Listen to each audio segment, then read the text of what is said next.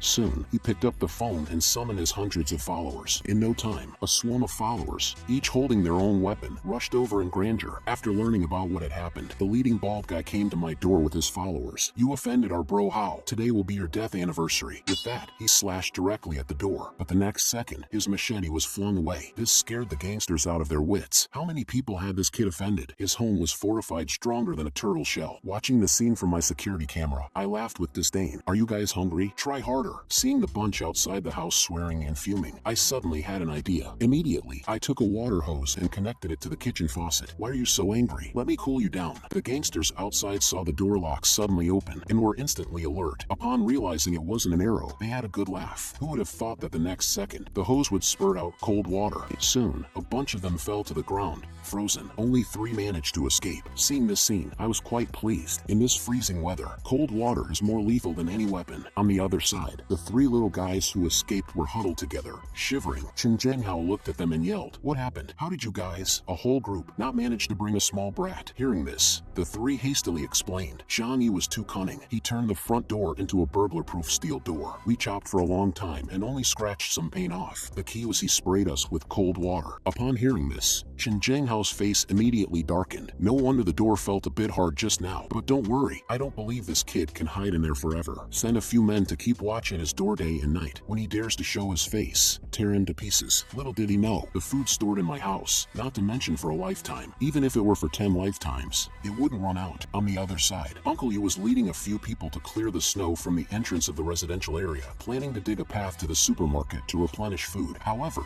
they couldn't shovel as fast as the snow fell. After a while, they gave up and prepared to go back. Watching this scene, I sighed. Human power is simply no match for a disaster of this scale. Although the TV is actively reporting to reassure all citizens that the country is launching a final offensive against the snow disaster, only I know that 90% of all organisms globally will freeze to death in this snow disaster. My crush of 18 years was the first to send me a greeting. "Zhang Yi, are you okay?" Seeing the message, I couldn't help but laugh. If it wasn't for her eating my most important part in my previous life, I would have still seen her as a pure lotus. So, I replied indifferently, "I'm fine." Then Fan Yuqing shamelessly asked me for something to eat, saying she would return the favor later. Faced with my crush's request, I agreed without hesitation, then sent her a picture of a lobster to whet her appetite, adding with a mocking tone, "I'm already full." Seeing this, Fan Yuqing got angry and decided to kick me out of her pond. At this time, her bitchy best friend sent me a message. "Why are you so dumb? Fan Yuqing is really angry right now." Seeing the message, I laughed again. They're really good at acting. One playing good cop, the other bad cop. Huh? The bitchy best friend didn't give up and continued. "The snow can't last that long. Starve for a few meals and seduce Fan Yuqing first. Wouldn't that be a big win?" Regarding this, I ignored her disdainfully and simply responded with "Oh." This response infuriated her. How did this bootlicker suddenly become enlightened? Fan Yuqing could only sigh. Why did my attitude towards her undergo such a drastic 180-degree change? At this point, her bitchy best friend suggested, "If we lose one bootlicker, so be it. Don't we still have others?" Hearing this, Fan Yuqing's eyes lit up and she immediately called other bootlickers. Soon, Zhou Peng hurried over with large and small bags of supplies, claiming that this was all the food he had left. Hearing this, Fan Yuqing was touched and immediately sent him a good person card. "Zhou Peng, you're a really good person." Before Zhou Peng could express his loyalty, her bitchy best friend promptly closed the door. In no time, 3 days had passed, but the heavy snow was still falling non-stop. Munching on a chicken leg and looking at the time on my phone, I thought, the real drama is about to begin. The next moment, the entire neighborhood plunged into darkness. Soon, neighbors began stepping out of their homes, asking each other whether they had electricity. Now with water and electricity cut off and air conditioning no longer functioning, it was genuinely getting cold enough to kill. After finishing my chicken, I picked my teeth and then turned on a generator I had prepared in advance. I was fortunate to have died early in my past life. Otherwise, I too would be freezing like the rest of them. At this moment, Auntie Lynn from the neighborhood committee was shivering while holding her grandson. She never expected the snow to last so long. A message came into the neighborhood group chat. They say this is a once in 100,000 years global blizzard. We might be on the brink of a mass extinction event. Several major cities in the country have already been overrun. Everyone must stockpile more supplies. After reading the message, Auntie Lynn was shocked. She never imagined the snow disaster would be this serious. At that moment, she hatched a plan. She must trick everyone into giving her their food before they receive the news. So, Auntie Lynn promptly posted a message in the owners group. "Everyone, don't worry. This disaster is temporary. Workers are currently repairing the water and power outage. The officials have issued an order. Due to these extraordinary circumstances, the neighborhood committee will conduct unified management of all property property owners. Anyone who does not cooperate will be arrested and interrogated by the police. Upon seeing the message, Chen Zhenghao began to curse in dissatisfaction. Although he had a lot of underlings, he dared not confront the police. Meanwhile, Auntie Len continued in the group chat. Due to the severe impact of the blizzard on everyone's lives, the neighborhood committee has decided to collect supplies from each owner and distribute them uniformly to help us all get through this crisis. On seeing the message, I couldn't help but laugh. It was the same old trick as in my previous life.